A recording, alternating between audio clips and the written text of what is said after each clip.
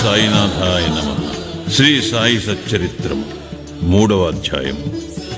సాయిబాబా అనుమతి, వాగ్దానము, భక్తులకు బాబా నియమించిన పనులు, బాబా కథలు, సముద్ర మధ్యమున దీపస్తంభము, బాబా ప్రేమ, రోహిలా కథ, అమృతతుల్యములైన బాబా పలుకులు, సాయిబాబా యొక్క అనుమతియు వాగ్దానము.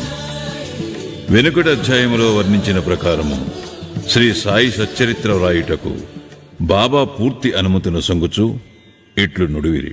సచ్చరిత్ర వ్రాయు విషయములో నా పూర్తి సమ్మతి కలదు. నీ పనిని నీవు నిర్వర్తించుము, భయపడకు, మనస్సు నిలకడగా ఉంచుము, నా మాటల యందు విశ్వాసం ఉంచుము. నా లీలలు రాసినచు అవిద్య అంతరించిపోవును. శ్రద్ధాభక్తులతో వానిని వినిన వారికి ప్రపంచమందు వ్యామోహము క్షీణించును. బలమైన ప్రేమభక్తి కెరటములు లేచును. ఎవరైతే నా లీలలలో మునిగెదరో వారికి జ్ఞానరత్నములు లభించును. ఇది విని రచయిత మిక్కిలి సంతోషించెను. వెంటనే నిర్భయుండయ్యను. కార్యము జయప్రదముగా సాగునను ధైర్యము కలిగెను. అటుపైన శ్యామా వైపు తిరిగి బాబా ఇట్లనెను. ప్రేమతో నా నామము ఉచ్చరించిన వారి కోరికలన్నీ నెరవేర్చెదను. వారి భక్తిని హెచ్చించెదను. వారినన్ని దిశలయందు కాపాడెదను. ఎవరైతే మనఃపూర్వకముగా నాపై పూర్తిగా ఆధారపడి ఉన్నారో వారి కథలు వినునప్పుడు అమితానందమును పొందెదరు. నా లీలలను గానము చేయు వారి గంతులేని ఆనందమును, శాశ్వతమైన తృప్తిని ఇచ్చేదనని నమ్ముము. ఎవరైతే నన్ను శరణు వేడెదరో, భక్తి విశ్వాసములతో నన్ను పూజించెదరో, నన్నే స్మరించెదరో, నా రూపమును తమ మనస్సును నిలుపుకునెదరో వారిని దుఃఖబంధముల నుండి తప్పింతును. ప్రాపంచిక విషయములన్నిటినీ మరచి నా నామమునే జపించుచు, నా పూజనే సల్పుచు, నా లీలలను చరిత్రమును మననము చేయుచు ఎల్లప్పుడూ నన్ను జ్ఞప్తియందుంచుకుని వారు ప్రపంచ విషయములందిట్లు తగులుకుందురు. వారిని మరణము నుండి బయటకు లాగెదను. నా కథలు వినినచో సకల రోగములు నివారింపబడును. కావున భక్తి శ్రద్ధలతో నా కథలను విను. వానిని మనమున నిలుపుము. ఆనందమునకు, తృప్తికి ఇదియే మార్గము. నా భక్తుల యొక్క గర్వాహంకారములు నిష్క్రమించును. నా లీలలు వినువారికి శాంతి కలుగును. మనఃపూర్వకమైన నమ్మకము గలవారికి శుద్ధ చైతన్యముతో తాదాత్మ్యము కలుగును. సాయి సాయి అను నామమును జ్ఞప్తియందుంచుకున్నంత మాత్రమున చెడు పలుకుట వలన, వినుట వలన కలుగు పాపములు తొలగిపోవును. భక్తులకు వేర్వేరు పనులు నియమించుట. భగవంతుడు వేర్వేరు భక్తులను వేర్వేరు పనులకు నియమించును. కొందరు దేవాలయములు, మఠములు, తీర్థములలో నది ఒడ్డున మెట్లు మొదలగునవి నిర్మించుటకు నియమితులగుదురు. భగవంతుని లీలలను పాడుటకు కొందరు నియుక్తులగుదురు. కొందరు తీర్థయాత్రలకు పోవుదురు. సచ్చరిత్ర రచన నాకు నియమింపబడినది. విషయజ్ఞానము శూన్యమగుటచే ఈ పని నా అర్హతకు మించినది. అయినచో ఇంత కఠినమైన పని నేనెందుకు ఆమోదించవలను? సాయిబాబా జీవిత చరిత్రను వర్ణించగలవారెవ్వరు? సాయి యొక్క కరుణయే ఇంత కఠిన కార్యమును నెరవేర్చు శక్తిని నాకు ప్రసాదించినది. నేను చేత కలము పట్టుకునగానే సాయిబాబా నా అహంకారమును పరిహరించి వారి కథలను వారే వ్రాసికొనేది. కనుక ఈ గ్రంథమును రచించిన గౌరవము సాయిబాబాకే చెందుతుంది కాని నాకు కాదు. బ్రాహ్మణుడనై పుట్టినప్పటికీ శృతి, స్మృతి అను 2 కండ్లు లేకుండుటచే సాయి సచ్చరిత్రను నేను వ్రాయలేకుంటుని. కాని భగవంతుని అనుగ్రహము మూగవాణిని మాట్లాడినట్లు చేయును, కుంటివాణిని పర్వతము దాటునట్లు చేయును. తన ఇచ్ఛానుసారము పనులు నెరవేర్చుకుని చాతుర్యము ఆ భగవంతునికే కలదు. హార్మోనియమునకు గాని వేణువునకు గాని ధ్వనులు ఎట్లు వచ్చుచున్నవో తెలియదు. అది వాయించువానికే తెలియను. చంద్రకాంతము ద్రవించుట, సముద్రము పొంగుట వాని వాని వల్ల జరగవు. అది చంద్రోదయం వల్ల జరుగును. బాబా కథలు దీపస్తంభములు. సముద్ర మధ్యమందు దీపస్తంభములుండును. పడవలపై పోవారు ఆ వెలుతురుతో రాళ్ళు రప్పల వల్ల కలుగు హానులను తప్పించుకుని సురక్షితముగా ప్రయాణింతురు. ప్రపంచమను మహాసముద్రములో బాబా కథలను దీపములు దారి చూపును. అవి అమృతము కంటే తియ్యగా నుండి ప్రపంచయాత్ర చేయు మార్గమును సులభముగను సుగమముగను చేయును. యోగీశ్వరుల కథలు పవిత్రములు. అవి మన చెవుల ద్వారా హృదయమందు ప్రవేశించినప్పుడు శరీర స్పృహయును అహంకారమును ద్వంద్వ భావములను నిష్క్రమించును. మన హృదయమందు నిల్వయుండిన సందేహములు పటాపంచలైపోవును. శరీర గర్వము మాయమైపోయి కావలసినంత జ్ఞానము నిల్వ చేయబడును. శ్రీ సాయిబాబా కీర్తి వర్ణనలు ప్రేమతో పాడిన గాని వినిన గాని భక్తుని పాపములు పటాపంచలగును. కాబట్టి ఇవియే మోక్షమునకు సులభ సాధనములు. కృతయుగములో శమదమములు అనగా నిశ్చల మనస్సు శరీరము, త్రేతాయుగములో యాగము, ద్వాపరయుగములో పూజ, కలియుగములో భగవన్మహిమలను నామములను పాడుట మోక్ష మార్గములు.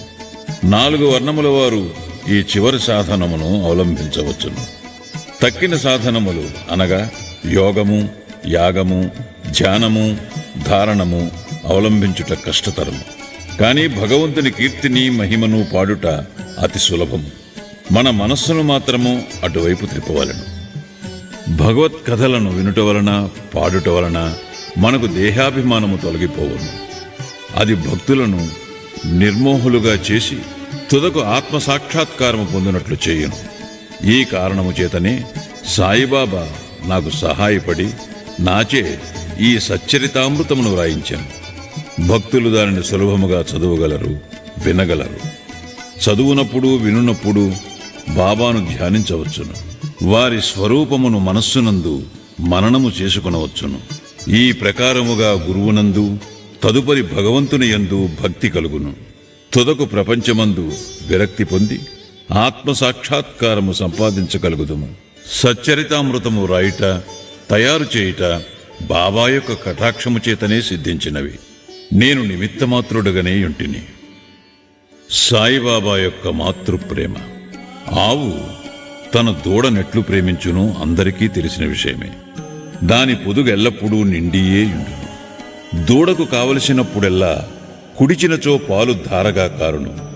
అలాగుననే బిడ్డకు ఎప్పుడు పాలు కావలనో తల్లి గ్రహించి సకాలమందు పాలిచ్చును. బిడ్డకు గుడ్డలు తొడుగుటయందును అలంకరించుటయందును తల్లి తగిన శ్రద్ధ తీసుకుని సరిగా చేయును. బిడ్డకు ఈ విషయమేమీ తెలియదు. కాని తల్లి తన బిడ్డలు చక్కగా దుస్తులు ధరించి అలంకరింపబడుట చూచి అమితానందము పొందును. తల్లి ప్రేమకు సరిపోల్చదగినదేదీ లేదు. అది అసామాన్యము, నిర్వ్యాజము. సద్గురువులు కూడా ఈ మాతృప్రేమ వారి శిష్యులందు చూపుదురు. సాయిబాబాకు కూడా నా యందట్టి ప్రేమయుండెను. దానికి క్రింది ఉదాహరణమొకటి. 1916వ సంవత్సరంలో నేను సర్కారు ఉద్యోగము నుండి విరమించితిని. నాకీయ నిశ్చయించిన పింఛను కుటుంబమును గౌరవముగా సాకుటకు చాలదు. గురు పౌర్ణమి నాడు ఇతర భక్తులతో నేను కూడా షిరిడీకి పోయి తిని. అన్నా చించినీఖర్ నా గురించి బాబాతో ఇట్లనెను: దయచేసి ఈ అన్నాసాహెబ్ యందు దాక్షిణ్యము చూపుము. వానికి వచ్చు పింఛను సరిపోదు. వాని కుటుంబము పెరుగుచున్నదే. వానికి ఇంకేదైనా ఉద్యోగం ఇప్పించుము. వాని ఆతురతను తీసి నిశ్చింతను కలుగు చేయుము. అందులకు బాబా ఇట్లు జవాబిచ్చాను: వానికి ఇంకొక ఉద్యోగము దొరుకును. కాని వాడిప్పుడు నా సేవతో తృప్తి పడవలను. వాని భోజన పాత్రలు ఎప్పుడూ పూర్ణముగానే ఉండును.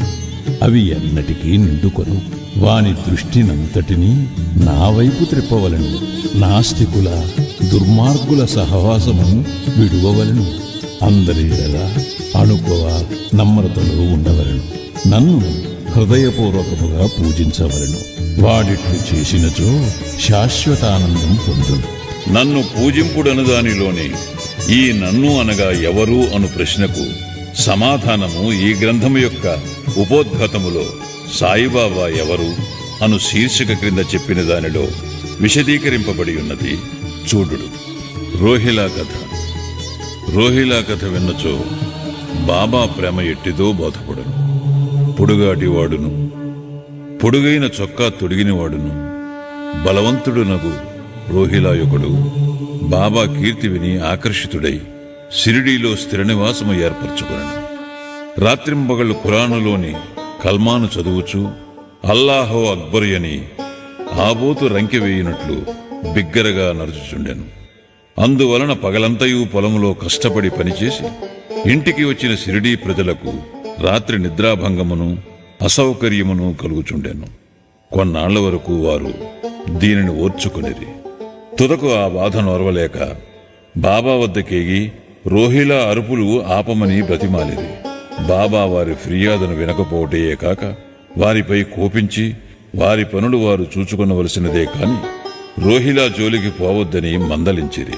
రోహిలాకు ఒక దౌర్భాగ్యపు భార్య కలదనియు, ఆమె గయ్యాలి అనియు, ఆమె వచ్చి రోహిలాను తనను బాధ పెట్టుచున్నదనియు రోహిలా ప్రార్థనలు విని ఆమె ఏమీ చేయలేక ఊరకు యుండుననియు బాబా చెప్పెను. నిజముగా రోహిలాకు భార్యయే లేదు. భార్య అనగా దుర్బుద్ధి అని బాబా భావం. బాబాకు అన్నిటికంటే దైవ ప్రార్థనలయందు మిక్కుటమగు ప్రేమ. అందుచే రోహిలా తరపున వాదించి ఊరిలోని వారి నోపికతో నోర్చుకుని ఆ అసౌకర్యమును సహింపవలసినదనియు అది త్వరలో తగ్గుననియు బాబా బుద్ధి చెప్పెను. బాబా యొక్క అమృతతుల్యమగు పలుకులు. ఒకనాడు మధ్యాహ్నం హారతైన పిమ్మట భక్తులందరూ తమ తమ పసలకు పోవుచుండెరి. అప్పుడు వారికి బాబా ఈ క్రింది చక్కని ఉపదేశమిచ్చేది. మీరెక్కడ ఉన్నను, ఏమి చేయుచున్నను నాకు తెలియనని బాగుగా జ్ఞాపకముంచుకొనుడు. నేనందరి హృదయముల పాలించువాడను, అందరి హృదయములలో నివసించువాడను. నేను ప్రపంచమందు గల చరాచర జీవకోటిని ఆవరించియున్నాను. ఈ జగత్తును నడిపించువాడను, సూత్రధారిణి నేనే. నేనే జగన్మాతను. త్రిగుణముల సామరస్యమును నేనే. ఇంద్రియ చాలకుడను నేనే. సృష్టి స్థితి లయకారకుడను నేనే. ఎవరైతే తమ దృష్టిని నా వైపు త్రిప్పెదరో వారికి ఏ హాని గాని బాధ కాని కలుగదు. నన్ను మరచిన వారిని మాయ శిక్షించును. పురుగులు, చీమలు తదితర దృశ్యమాన చరాచర జీవకోటి అంతయు నా శరీరమే, నా రూపమే.